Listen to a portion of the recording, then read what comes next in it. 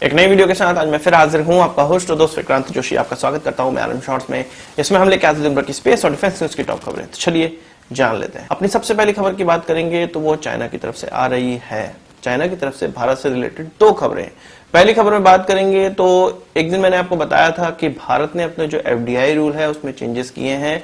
जो भी भारत से लगने वाली जिन भी देशों की सीमाएं हैं उनके द्वारा जो एफडीआई हमारे एमएसएमई में किया जाएगा वो ऑटोमेटिक नहीं होगा, वो हमारी सरकार केंद्र सरकार से होकर जाएगा और वहां से जब अप्रूव होगा तभी एफडीआई को मान्य माना जाएगा।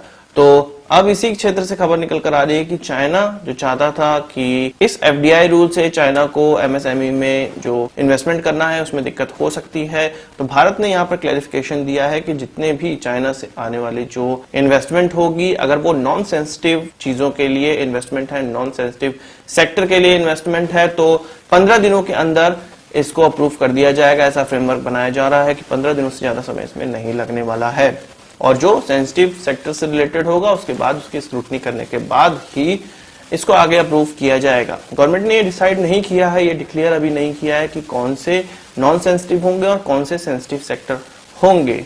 हो सकता है कि आगे जब ये पूरा फ्रेमवर्क बन जाए तब इस प्रकार की डिक्लेरेशन हो। फिलहाल अभी चाइना बहुत ज्यादा परेशान है भारत में इन्वेस्ट करने के लिए और भारत भी इस चीज के लिए परेशान है कि हमारे देश में जो सही इन्वेस्टमेंट आ रहा है, जो हमारी कंपनियों को हथियाने के लिए नहीं है, जो कि नॉर्मल इन्वेस्टमेंट है, जो चाइनीज ऑटोमोबाइल कंपनी है, इसके अलावा अलीबाबा कई फर्म्स को जो इन्वेस्ट करने जा रहा है, तो उसके जो अप्रूवल है उसमें देरी ना हो जाए, इन सब चीजों के लिए इस प्रकार का फ्रेमवर्क तैयार किया जा रहा है। वहीं बात करें चाइना से जो हमने 5.5 लाख किट प्राप्त की थी, हमने जाना था कि कई जगह जो रैपिड टेस्टिंग किट हैं वो फेल हो रही हैं और 5% से ज्यादा रिजल्ट उसके सही नहीं माने जा रहे हैं। तो भारत ने अब राज्यों से उन सभी किट को रिटर्न करने के लिए कह दिया है और अब ये किट वापस जाएंगी। यहाँ पर यह आरोप लगाया जा रहा था, सरकार पर यह आरोप लगाया गया था, ये जो किट खरीदी गई है वो मापदंडों को ताक पे रखकर खरीदी गई है और लगभग 3 गुने दाम से ज्यादा दाम पे खरीदी गई है। तो यहाँ पर गवर्नमेंट का थोड़ा क्लैरिफिकेशन आ गया है कि ये जो किट वापस हो रही है इसको खरीदने में अभी तक कोई भी पेमेंट नहीं की गई है, किसी भी प्रकार की एडवांस पेमेंट नहीं की गई है। भारत द्वारा जो एक मैट्रिक्स कंपनी है वो इंपोर्टर है और इसने चाइना से इंपोर्ट किया कुछ 245 रुपए में इस किट को। इसके बाद जो टेंडरिंग निकली, उस टेंडरिंग में जो गवर्नमेंट को यह किट बेची गई, जो टेंडर में पास हुए, उसमें कई कंपनियों ने बिडिंग की और उसमें 1200 से लेके 600 तक की बिडिंग की गई और आप जानते हैं कि जो लोएस्ट बिड होती है उसी को कॉन्ट्रैक्ट चला जाता है। इसलिए 600 रुपए में यह किट भारत सरकार को प्राप्त हुई। अभी ये टेंडरिंग के थ्रू जैसे ही भारत सरकार को प्राप्त हुई तो तुरंत पैसे नहीं अप्रूव किए जाते हैं, तुरंत पैसे नहीं दिए जाते हैं। तो अब जब ये किट वापस कर दी जाएगी तो इस तरह से भारत का कोई भी पैसा बर्बाद नहीं होने वाला है। वहीं चाइना ने यह कहा है कि भारत ने जो ड्यू प्रोसीजर है उसका इस्तेमाल नहीं किया है। चाइना ने यह आरोप लगाया कि भारत ने सही तरीके से इन किटों का इस्तेमाल नहीं किया है और ऐसा आरोप उनकी कंपनियां बहुत पहले से लगा रही हैं कि भारत ने जो प्रोसीजर है, जो उस पर लिखा हुआ प्रोसीजर है कि इसको कितने टेम्परेचर पे रखना है और किन हेल्थ वर्कर्स के द्वारा इसको इस्तेमाल करना है, क्योंकि किसी भी पर्सन के द्वारा इसको इस्तेमाल नहीं किया जा सकता है। इसके लिए स्पेशलाइज्ड हेल्थ वर्कर होना चाहिए जो कि इसको इस्तेमाल करने की विधि जानता हो। तो चाइना ने ये सब आरोप लगाए हैं कि भारत ने इसको अच्छे से इस्तेमाल नहीं किया, इसलिए इसका रिजल्ट सही नहीं आ रहा है। उन्होंने यह भी कहा है कि चाइनीज अथॉरिटी के द्वारा इसको अप्रूव किया गया है और तब जाके विश्व के कई देशों में इसको बेचा जा रहा है। तो चाइनीज अथॉरिटी का तो कोई भरोसा नहीं करना है। हमने इस महामारी में देखा भी है। और चाइनीज अथॉरिटी होती कौन है? चाइनीज अथॉरिटी होती कौन है? वो कोई भी चीज अप्रूव कर देगी और भारत उसको मान लेगा, ऐसा नहीं हो सकता। हालांकि चाइना की इस कंपनी ने यह भी दावा किया है कि भारत की जो इंस्टीट्यूट है वायरोलॉजी के, उन्होंने भी इसको अप्रूव किया है। पर भारत का जो ये आरोप है कि भले ही इनके द्वारा बनाई जो किट है वो सही हो, पर जो पूरी की पूरी 5.5 लाख का लॉट आया है उसकी क्वालिटी डिफर है, इस कारण से यह किट इस्तेमाल नहीं की जा सकती है। वही बात करें ईरान की, तो कुछ दिनों पहले मैंने आपको बताया था कि उन्होंने एक मिलिट्री सैटेलाइट लॉन्च की है जो कि उनके मुताबिक सफलतापूर्वक लॉन्च हो गई है और ऑर्बिट में बैठ गई है। पर अमेरिका की एजेंसी का यह कहना है कि यह हो सकता है कि सफलतापूर्वक ऑर्बिट में न बैठी हो। उनका यह कहना है कि यह जरूर देखा गया है कि 2 तरह के flying object Iranian air space से लॉन्च होते हुए दिखाई दिए। ईरानियन एयर स्पेस में दिखाई दिए। पर इसमें जो एक ऑब्जेक्ट था वो रॉकेट था और दूसरा ऑब्जेक्ट जो उनका था सैटेलाइट था, पर अब इनको ट्रैक नहीं किया जा सक रहा है। रॉकेट का तो माना जा सकता है कि इसको ट्रैक नहीं किया जा सकता है क्योंकि ये वापस पृथ्वी की तरफ लौट गया होगा, पर सैटेलाइट को ट्रैक नहीं किया जा सक रहा है, यानी कि ये अपने ऑर्बिट में नहीं है और ये सुदूर क्षेत्र में पहुंच चुका होगा जहां पर अमेरिकन इसको ट्रैक नहीं कर सक रहे हैं। तो ये माना जा रहा है कि उनका ये जो मिशन है, ईरान का जो मिलिट्री सैटेलाइट लॉन्च का मिशन है, वह फेल हो सकता है। वही बात करें पाकिस्तान की, तो पाकिस्तान की तरफ से 3 खबरें निकल कर आई हैं। पहली खबर है आरोग्य सेतु ऐप की तरफ से। आपको पता है कि भारत सरकार ने आरोग्य सेतु ऐप बनाया है जिससे कि यह पता चल पाएगा हमें कि आसपास हमारे चाइनीज वायरस से ग्रसित व्यक्ति कोई है या नहीं। आर्मी ने यह मैंडेटरी किया हुआ है कि अपने जितने भी पर्सनल हैं वह सभी आरोग्य सेतु ऐप डाउनलोड किए हों ताकि उनको इस प्रकार की जानकारी मिल पाए। पर वहीं पाकिस्तान के जो ऑपरेटिव्स हैं उन्होंने इसी प्रकार का एक फेक ऐप बना लिया है।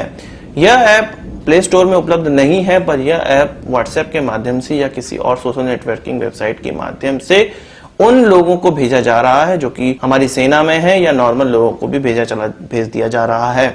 यह आरोग्य सेतु .apk नाम से आ रहा है या अन्य नाम से भी आ सकता है, जिससे आपको ये लगेगा कि यह ऐप वही ऐप है जो कि भारत सरकार ने लॉन्च किया है, पर ऐसा नहीं है।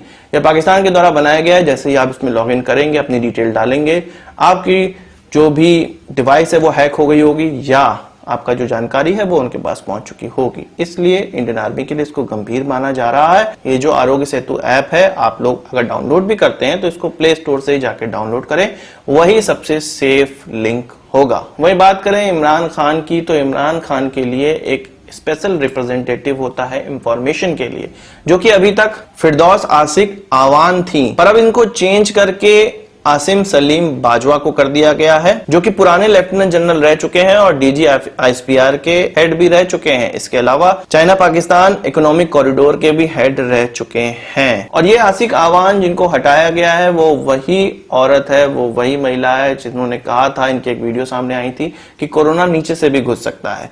तो इस प्रकार की औरत थी ये और इनको हटा दिया गया है। यह माना गया है, यह इमरान खान के जो गवर्नमेंट है उनका यह मानना है कि यह सेल्फ को प्रमोट कर रही थी, सेल्फ प्रमोशन में बिजी थी, इस कारण से इनको हटाया गया है। पर जो जानकार है उनका यह कहना है कि यह एक तरीका है DGISPR, जो भूतपूर्व DGISPR है, उसको इमरान खान के साथ बैठाने का, एक आर्मी के पर्सन को इमरान खान के साथ बैठाने का, और वहां से जो इंफॉर्मेशन वॉरफेयर स्टार्ट होगी वो भारत के खिलाफ ही होगी। हमने विगत कुछ दिनों में यह देखा है कि भारत के खिलाफ इस्लामोफोबिया शब्द का इस्तेमाल किया जा रहा है। 370 आर्टिकल जो हटाया भारत ने उसके खिलाफ बोला जा रहा है और कश्मीर के खिलाफ बोला जा रहा है। इस तरह की चीजें पाकिस्तान के हर एक व्यक्ति के, हर एक नेता के ट्विटर हैंडल से निकलकर सामने आ रही है। तो अब यह चीज हमें ज्यादा देखने को मिलेगी क्योंकि एक ऐसा व्यक्ति जो कि इस तरह के इंफॉर्मेशन वॉरफेयर का हेड रह चुका है वो अब इमरान खान के साथ बैठेगा, और